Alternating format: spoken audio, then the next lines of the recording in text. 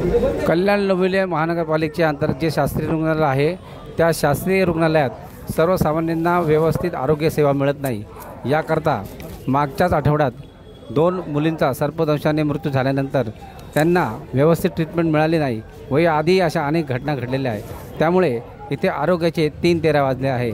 आज कल्याण डोंबिवलीच्या अंतर्गत सर्वपक्षीय असा मोर्चा शास्त्रीनगर रुग्णालयावर काढण्यात आला। यामध्ये शिवसेना उद्धव ठाकरे गट, त्यानंतर राष्ट्रवादी शरदचंद्र पवार पक्ष, महाराष्ट्र नवनिर्माण सेना, RPI, त्यानंतर अनेक घटक पक्षांनी इथं एक जोरदार असं आंदोलन केलं। या आंदोलनात पीडित मुलीचे व मयत मुलीचे नातेवाईकसुद्धा सामील झाले होते। या दरम्यान या व्यवस्थेचे जे 3:13 वाजलेले आहेत त्याकरता लवकरात लवकर प्रशासनाला जागा करून आरोग्य व्यवस्था करदात्यांना मिळावी याकरता जोरदार घोषणाबाजी करण्यात आली। Bureau report, Dombivli fast. आंदोलन नाही म्हणणार, लोकांचा संयम तुटलेला आहे। डोंबिवलीकरांचा हा आक्रोश आहे। आज प्रत्येक घरातला एक जीव जातोय, रेल्वेच्या गर्दीत जातोय, त्याच्यानंतर रुग्णालयाच्या हलगर्जीपणामुळे जातोय, खड्ड्यामध्ये जातोय, सर्वीकडे आमचा जीव चाललाय। डोंबिवलीकरांचं मरण स्वस्त झालेलं आहे। डोंबिवलीकरांचे उत्सव महाग होत चाललेले आहेत, पण जे मरण आहे ते स्वस्त झालंय। स्मशानामध्ये गेले तरी लूट चालू आहे। तुम्ही मेल्यानंतर सुद्धा तुम्हाला लुटलं जाते। अहो, 3.5 कोटीचा बजेट असलेली आपली महानगरपालिका आहे। त्या महानगरपालिकेमध्ये साध्या सुविधा नाहीत। अहो, 25 लाख लोकसंख्या असलेली कल्याण डोंबिवली महानगरपालिका आहे, तिथे एक ICU सेंटर नाहीये। म्हणजे हे प्रायव्हेट खाजगी रुग्णालयांची पोटं भरण्यासाठी आणि या नेत्यांची जी त्याच्यामध्ये भागीदारी ही प्रॉफिटमध्ये आणण्यासाठी हा सगळा षडयंत्र आहे।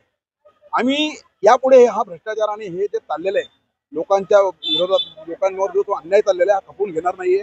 आम्ही सुविधा उपलब्ध केल्याशिवाय शांत राहणार नाही। वेळ प्रसंगी आम्हाला आंदोलन करावं लागलं, जेलमध्ये जायला लागलं, आमची सगळी तयारी आहे।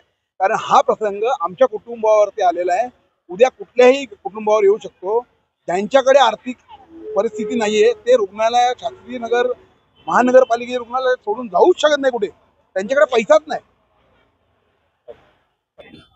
काय सांगाल की आज हा मोर्चा काढण्याची वेळ आलेली आहे?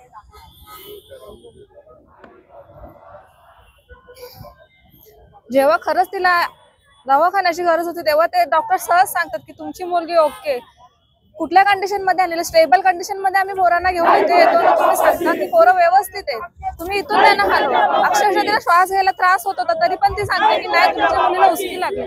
कुठला डॉक्टर असा आहे की ज्याला समजत नाही की ऑक्सिजन कमी पडतोय का उचकी लागते मुलांना? लावलेला ॲम्ब्युलन्स बोलायला लावला आम्हाला की का तर नाही, आम्हाला डॉक्टरांची गरज आहे, डॉक्टर नाही दिले, आम्हाला दिलेच नाही। खूप रिक्वेस्ट केली डॉक्टर आम्हाला द्या, कोणीतरी द्या डॉक्टर बरोबर, ते नाही, आम्ही पे करतो काय असेल चार्जेस, पण ते आलेच नाही आमच्या जोडीला। आमची पोरगी अक्षरशः आमच्या हातात तडफडून मेली। याला कारणीभूत फक्त शास्त्रीनगर रुग्णालयच आहे। एक पेशंट हातात सलाईन लावून पार दुसऱ्या दवाखान्यापर्यंत पोहोचतो, याला जबाबदार कोण आहे? जर तुमच्याकडे डॉक्टरच अवेलेबल नाही मग दवाखाना कशासाठी ठेवलाय तुम्ही? फक्त इव्हेंट नाचवण्यासाठी पैसा आहे, मग डॉक्टरांना देण्यासाठी पगार नाहीये का तुमच्याकडे? एवढा मोठा पैसा जातो कुठे? आमची एवढीच मागणी आज आमच्या गेल्यात, उद्या कोणावर ही वेळ नको यायला। सर्व सुविधा, सुख सुविधा डोंबिवलीत आणि रुग्णालय चांगलं डोंबिवलीमध्ये व्हावं। आम्हाला मोठा इव्हेंट नकोय, बाकी फक्त रुग्णालयच पाहिजे, मोठा इव्हेंट नकोय आम्हाला।